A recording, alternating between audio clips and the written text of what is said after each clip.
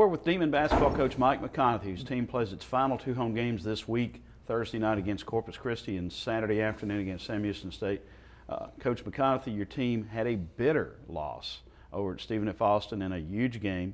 How's the team reacting to a 1-point loss in a game that could well decide the conference championship?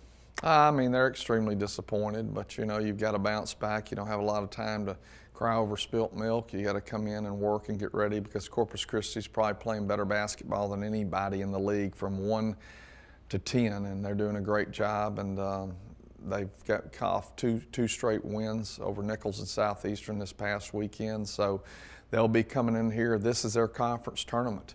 They're playing Northwestern State and Stephen F. Austin this weekend, and the 2 leaders in the league, and they can knock off those leaders, and they can feel like that they've had a great year. Your team faced a challenge that was surprising to many on Saturday night when you took the floor without your leading scorer and rebounder, Daquan Hicks. Let's first talk about how your team adjusted to not having Daquan in your 10-man rotation. Well, we moved Dadrian Harris into the rotation, and we did the best we possibly could, and I felt like the kids competed very hard. We ended up shortening our rotations down and didn't stay with our two waves very long, especially when Chucky Roberson went down with an ankle injury, and he only played a total of 7 minutes. So you're talking about losing 23 points and about 10 rebounds out of the game, and we still were right there knocking on the door when a Jalen West three-pointer rimmed went all the way down. I said it was like the Buffalo Wild Wings commercial. Somebody hit the button and kicked the ball out. Your team will presumably still be without Daquan for a little while longer. His ankle injury is healing. I thought your team got better as that game went on at learning itself and getting the rotation a little more comfortable, although it was an adjustment as things went on. So more time, better, more fluid play from the Demons? Yeah, I think that anytime you lose something, sometimes you gain, and I thought that we did really play better in the second half. Thought that defensively in the second half we did a much better job. I was a little disappointed in the first half because Taylor Smith just really owned us. He had 16 points, 7 rebounds, finished the game with 18 points, so we hold him to 2 points. And the 2 points he got in the second half was a missed shot rebound on his own shot and put it back in. Seemed like he didn't even come to the ground. A very good player, but I felt like that we competed a lot better and did some nice things. We shoot 73.9% from the free throw line.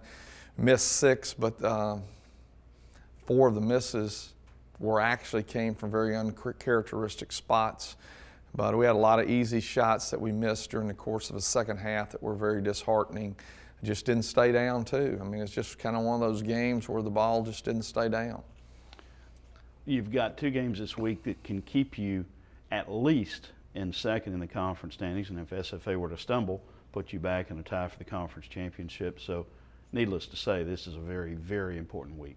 No doubt about it. Corpus Christi, first and foremost, is just really talented, and they've got some good young players, and they'll be a handful. And hopefully, the home court advantage will be an advantage for us, and I'm hopeful we'll have a great crowd as we've had all year. Been very appreciative of the fact that we've had just great support from the community.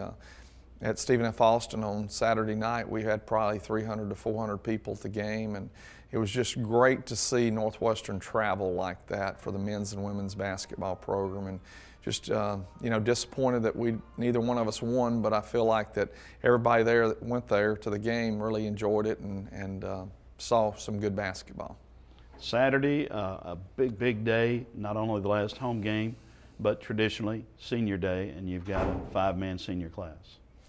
Yeah, anytime you get to say goodbye to guys that have been with you for, some of them a full 4 years, and 3 of them actually been here the whole time. James has been here for 5 years, and Shamir and OJ for 4, and then Chucky really just left for 2 years. He's been in Natchitoches all his life, and then of course David Ulight. But the special part about it is the fact that those kids wanted to be at Northwestern, and they're going to take away more than just some good basketball, but they're going to take degrees away from this institution, and that's very important to their future. And then also Saturday, the centennial celebration of Demon basketball. A lot of excitement about former players coming back and introducing the All-Century team, and that's going to be a special day. Well, anytime you get a chance to honor people, but also to get alumnus back that played, and Northwestern was an important part of their career, and they come back, it is very, very important. So we're excited about having everybody back. We're looking for a big crowd. We'll have a lot of people there, and a lot of buzz about that. And so we're excited about having them back, and look forward to the festivities of the day. The festivities on the court for 40 Minnesota Sam Houston team, it is very tough to score against, and the Demons had to come from 14 down to win over Huntsville early this conference season. Jason Hooten's done a phenomenal job with that group. They're climbing to the top. They're 8-8 now. They did a nice job against Southeastern on Saturday, and have moved into third place. Actually, pardon me, fourth place of the conference standing, right ahead of Southeastern. So they're trying to play for one of those byes. So they've got a lot to play for, and they felt like that they let one get away in Sam Houston because they let us. We were down by 14. We were able to come back and win in the end, and a lot of it had to do with just our competitiveness and just never give up attitude that day. So it was a big win for us. So we'll have to really be on our best game that day to be able to compete with them. And that was a game in which Daquan Hicks had 24 points, 13 rebounds. Likely won't have him Saturday, so how do you compensate? You just go play. You know, you're just counting on somebody stepping up. If you go back and look at the last game, James Hubin had 20 points and 8 rebounds. You just got to try to get it from different places, and we're hopeful we'll find those places. All right.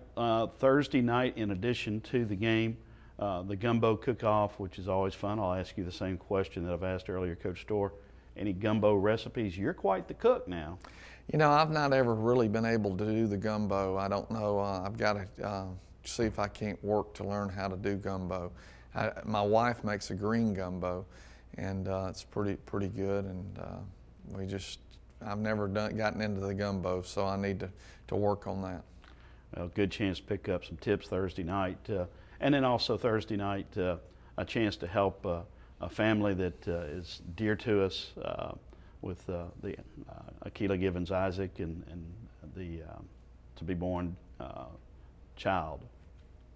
Akila was a great lady demon, and we appreciate her and the tragedy of losing her husband and former great Demon football player Ricky, and just you know, anything we can reach out and do for them, we're excited about doing. All right, thanks, Coach.